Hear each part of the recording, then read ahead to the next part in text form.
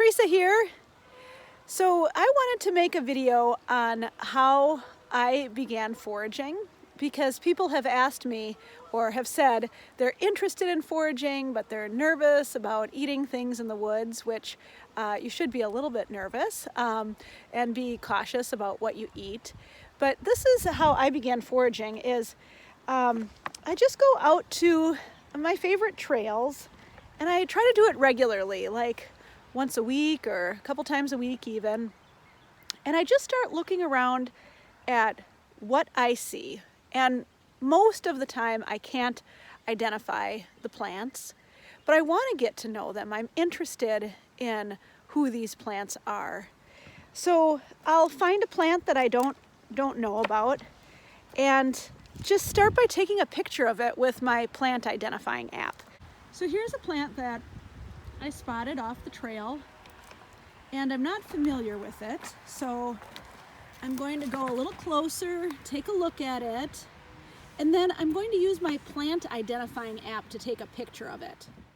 My plant identifying app identified this plant as garlic mustard. Next, I do a Google search to see if garlic mustard is edible. So now that I know that garlic mustard is something that you can eat, before I actually eat it, I'll do a couple of other things. So I'm home now, and one of the really important things that you need to do once you think you've identified a plant is to positively confirm it with research.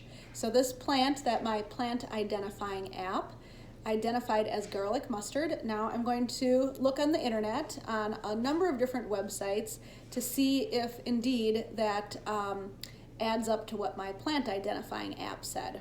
So I looked up garlic mustard, and garlic mustard is a leafy plant that comes out in the spring, so that is consistent with what I found. And it's triangular to heart-shaped leaves with toothed edges. So again, that's what I found.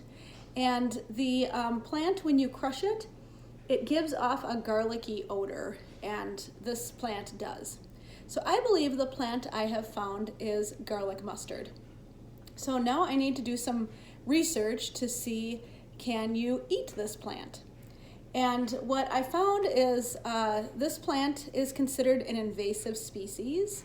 So you can harvest as much as you want, and in fact, when you're harvesting it, you are encouraged to pull out the roots because people are trying to control this plant and not let it grow all over the place. So you can pick as much of this plant as you want.